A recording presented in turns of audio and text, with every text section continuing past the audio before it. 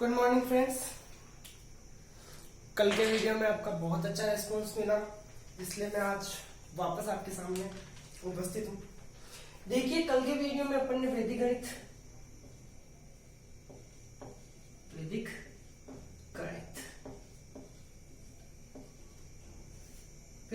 के part first मैंने बताया था 1+1+2 का रेशियो बताया था। ये वाला पार्ट मैंने कल पार्ट फर्स्ट में बता दिया था। आज हम सेकंड क्वेश्चन जो कि 1 नंबर का होता है उसके ऊपर चर्चा करेंगे। देखिए, वैदिक गणित पार्ट सेकंड पार्ट में अपन जो सेकंड क्वेश्चन आता है वो 1 नंबर का आता है और वो समीकरण हल करने वाला क्वेश्चन आता है। और इस समीकरण हल करने वाले क्वेश्चंस में अधिकांशतः विद्यार्थियों को बहुत ज्यादा समस्या आती है। इसको बहुत सरल बना देंगे हम आपके लिए आज। देखिए, पढ़ते हैं आगे। क्योंकि सेकंड क्वेश्चन में आपको सॉल्यूशन करवाने जा रहा हूं, तो देखिए सेकंड क्वेश्चन अपने आता है समीकरण वाला, और समीकरण को हल करने की किताब में 2 विधियां दी गई है। पहली विधि आपके पास सूत्र परावृत्तीय योज्यते, दूसरी विधि हम आज पढ़ेंगे सूत्र शून्य साम्य समुच्चय। इन दोनों विधियों का अध्ययन करके जो क्वेश्चन नंबर सेकंड उसको हल करने की कोशिश करेंगे। तो मैं स्टार्ट कर रहा हूं आपके लिए पहली विधि। फर्स्ट विधि में ले रहा हूं सूत्र परावृत्तीय योज्यते। इस विधि में अपन केवल एक प्रकार के सवाल का अध्ययन करेंगे। देखिए वो सवाल कैसा। जब आपको सवाल दे दिया जाए जैसे कि ax प्लस b बराबर cx प्लस b, ऐसा सवाल दिया जाए और क्वेश्चन पेपर में कहा जाए कि इस समीकरण को सूत्र परावृत्तीय योज्यते विधि से हल कीजिए, तो देखिए आपको इसके लिए एक सूत्र बताऊंगा मैं। x बराबर b माइनस, पहले दोनों अचर पदों में से एक दूसरे पद को घटा दो, तो d माइनस b बटे चर पद है, पहले अचर पद माइनस दूसरा अचर पद, ये आपका इसका फॉर्मूला बन जाएगा। एक सवाल समझ लेते हैं, तब जाके आपको पूरा समझ में आ जाएगा। एक सवाल उठा रहा हूं मैं आपके सामने। 13x minus 14 is equal to 9x plus 10। सबसे पहले अपन इसमें एबीसी को देख लेंगे। देखिए, पहला चर पद उसको a दे दीजिए, तो a बराबर कितना आ जाएगा, x का गुणांक 13, b बराबर यहां क्या दे रखा है, माइनस का 14, c बराबर हो जाएगा 9 दूसरे x का गुणांक, और d बराबर आ जाएगा कितना, 10। अब इस वैल्यूज को अपन सूत्र में पुट कर देंगे। x is equal to d minus b, अंतिम चर पद माइनस पहला चर पद, तो देखिए सॉरी अचर पद 10 माइनस सूत्र वाला माइनस कोष्टक माइनस को 14 बटे पहला चर पद माइनस दूसरा चर पद, मतलब 13x जो x का गुणांक है 13, उसमें से 9x के गुणांक 9 को घटा देंगे, तो 13 माइनस 9 a माइनस c 10, और ये माइनस माइनस क्या बन जाएगा, प्लस का 14, 13 में से 9 जाएगा, कितना बचेगा बच्चों, 4। देखिए 10 और 14 कितना हो जाएगा, 24 बटे 4, भाग देने पर कितना परिणाम मिलेगा, 6। यहां से x की वैल्यू कितनी आ जाएगी, 6। बस सूत्र परावृत्तीय योज्यते में इस एक ही प्रकार की विधि का अध्ययन करेंगे, इससे ही सवाल उठने के चांसेस बनते हैं। इसके बाद अपन दूसरी विधि में आ जाते हैं। आप इसको उतार लीजिए।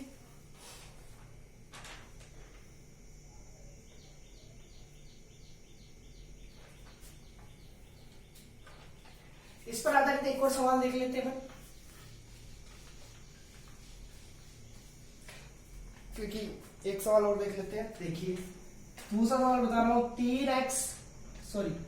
3y माइनस 4 बराबर 5y माइनस 4, यहाँ प्लस 4। ठीक है, अब करना क्या है, एबीसी मानिए, a बराबर हो जाएगा यहाँ 3, b बराबर हो जाएगा 4, c बराबर हो जाएगा 5 और d बराबर हो जाएगा माइनस का 4। फिर देखिए x बराबर वैल्यू पुट कीजिए, d का मान माइनस 4 माइनस b का मान 4 बटे a minus c 3 minus 5। x बराबर ये माइनस और ये माइनस दोनों संख्याएं जुड़ जाएगी आपस में, तो माइनस का 4 और माइनस का 4 माइनस के 8 और 3 में से 5 जाएगा माइनस के 2, दोनों का माइनस कैंसिल, x बराबर 8 बटे 2 और काटेंगे तो कितना आ जाएगा 4, तो x बराबर कितना आ गया अपना परिणाम 4। अब आपको ये विधि समझ में आ चुकी होगी।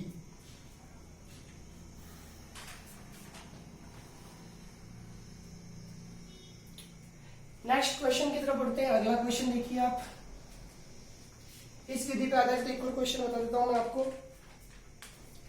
थोड़ा सा डिफरेंट है। 5x minus 3 upon 2 is equal to 2x plus 1 upon 5।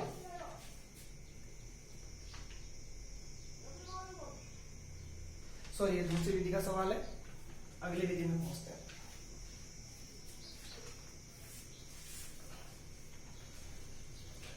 अगली विधि देखते हैं। अगली विधि अपने पास है दूसरी विधि है सूत्र शून्य साम्य समुच्चय।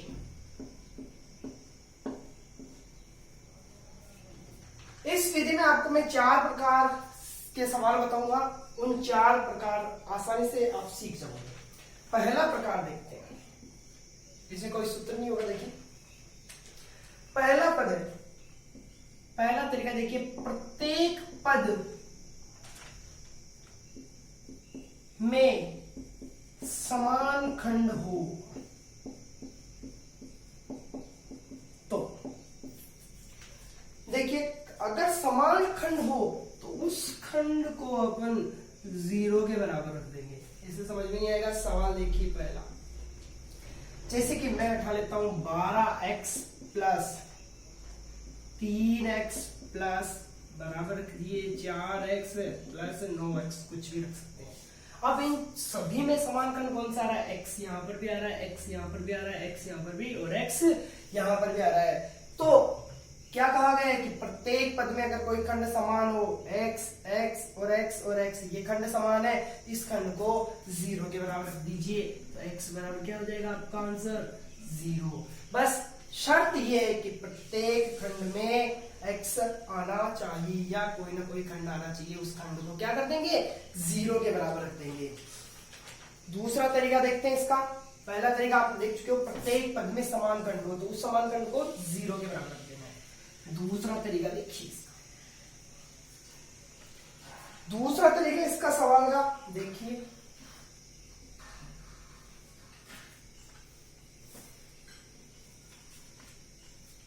बी पार्ट देखते हैं। बी पार्ट में अपना है अचर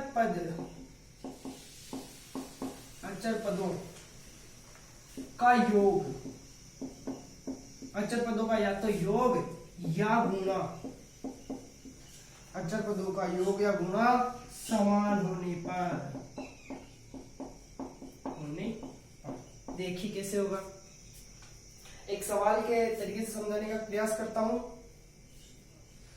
अचर पदों में, अचर पद जो जिसके साथ चर पद वो होते हैं जिनके साथ कोई ना कोई अल्फाबेट आता है, और अचर पद का योग या गुणा समान होने पर x बराबर क्या कर देना है आपको 0। सवाल समझिए, जैसे कि सवाल अपने को दिया गया है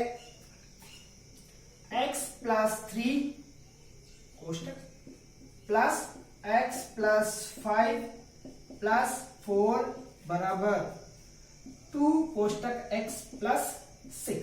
अगर ऐसा सवाल आ जाए देखिए क्या होगा। सभी को जोड़ दो क्योंकि प्लस का निशान आ रहा है। x और x मिलके हो जाएगा 2x प्लस 3 5 एंड 4 12 बराबर, इधर इसको 2 से गुणा करेंगे तो 2x प्लस 12 आ जाएगा। अब देखिए अचर पद कौन सा है, ये अचर पद कौन सा है, ये दोनों अचर पद समान आ रहे हैं। इन अचर पदों का योग किया तो 12 आ गया, इसके अचर पदों का योग किया तो कितना आ गया 12। अचर पद समान है तो सिंपल सा क्या लिख देंगे अपन, x बराबर 0। आप इतना हल नहीं करके सीधा यहाँ पर आने के बाद सीधा लिख सकते हैं कि x बराबर 0 होगा, क्योंकि अचर पदों का योग बराबर कितना है, समान है। उस कंडीशन में आप क्या लिख दोगे, x बराबर 0। अब देखो ये तो योग का हो गया, गुणा का देखते हैं।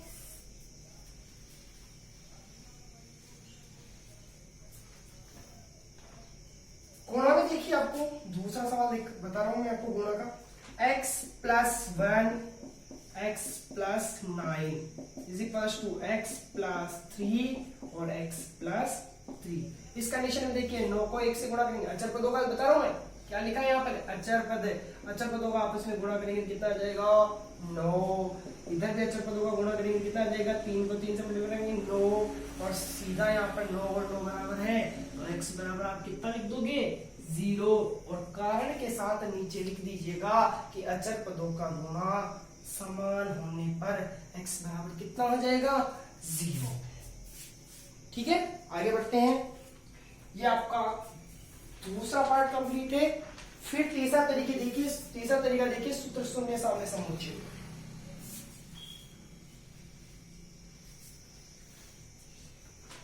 तीसरा तरीका देखते हैं, इसका सी पार्ट, सूत्र शून्य सामने समुच्चय का तीसरा पार्ट क्या है, अंश समान होने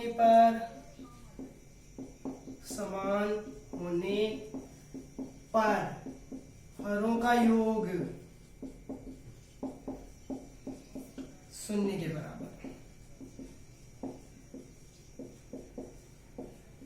देखिए कैसे होगा, यदि कोई सवाल आ जाए, जैसे कि सवाल उठा लेते हैं 1/x प्लस 4 और प्लस 1/x माइनस 6 और बराबर में अगर ऐसा दिया गया हो और कहा दिया जाए कि इस समीकरण को हल कीजिए, तो उस कंडीशन में क्या करना है आपको कि दोनों का अंश समान है, बिल्कुल अंश समान है, और अंश समान है तो हरों का क्या करेंगे, योग x plus 4 plus x minus 6 बराबर, और हरों के योग को किसके बराबर रख देंगे, शून्य के बराबर। योग कर लेते हैं, x और x मिलके 2x, माइनस का 6 में से 4 जाएगा तो माइनस का 2 बराबर कितना आ जाएगा 0। इस माइनस की 2 को उधर ले जाते हैं, 2x बराबर प्लस का 2 और x बराबर 2/2 1, x बराबर कितना आ जाएगा अपना उत्तर 1। तो इसी प्रकार सूत्र प्रावर्त्य योज्य में तो आपको केवल एक सूत्र याद रखना है, कौन सा सूत्र, x बराबर b minus b upon a minus c, और ये कब लगेगा, जब प्रत्येक खंड समान हो। समझ में आ गया आपको। आगे देखिए, इसको उतार लीजिए।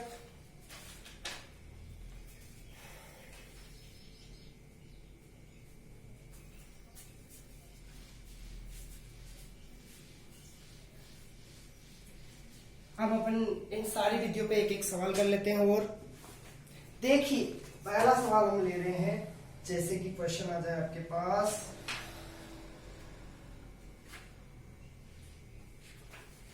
जैसा कि एक क्वेश्चन ले लेते हैं, 13z plus 5z is equal to 6z plus 3z। अब देखो प्रत्येक पद समान है, समान होने पर कितना आ जाएगा, z इज इक्वल टू 0। बताइए कौन सी विधि है, सूत्र शून्य साम्य समुच्चय है, और उसका ये पहला सवाल, पहला तरीका था। दूसरा सवाल देखने का प्रयास कीजिएगा। दूसरा सवाल मैं उठा रहा हूं, कौन सा,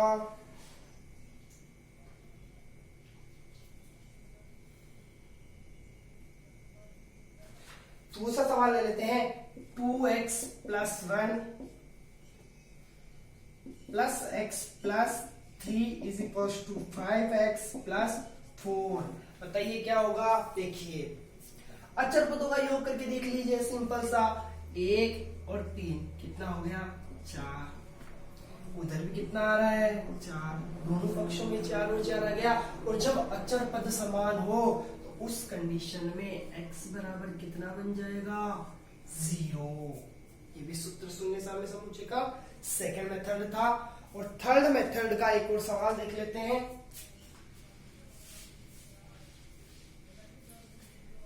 सूत्र शून्य साम्य समुच्चय का आखिरी मेथड देखिएगा, 5/3x plus 2 plus 5/2x plus 8 बराबर क्या हो जाए 0 हो जाए। तीसरा तरीका मैंने बताया था, जब अंश समान हो तो हरों के योग को शून्य के बराबर रख दीजिए। तो 3x plus 2 plus 2x plus 8 बराबर क्या हो जाएगा 0। कारण लिख दीजिएगा कि अंश समान है तो हरों का योग क्या कर देंगे 0 के बराबर। देखिए 3x और 2x मिलके कितना बन जाएगा 5x plus 10 is equal to 0। 5x बराबर 10 उधर चल जाएगा माइनस का, और x बराबर माइनस का 10/5।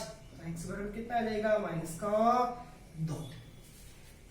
ठीक है स्टूडेंट्स, ये आपका वैदिक मैथमेटिक्स का जो 1 + 4 था, ये पार्ट मैं पहले वीडियो में करवा चुका हूँ कंप्लीट।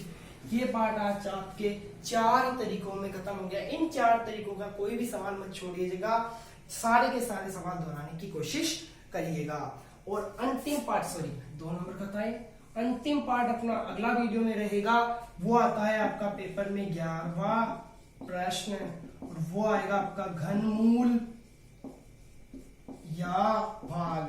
तो अगला वीडियो बिल्कुल भी मिस मत कीजिएगा, क्योंकि उसमें मैं घनमूल और भाग आपको सिखाऊंगा, और वो 2 नंबर का पार्ट रहेगा, इंपॉर्टेंट है। और मिलते हैं कल। Thank you.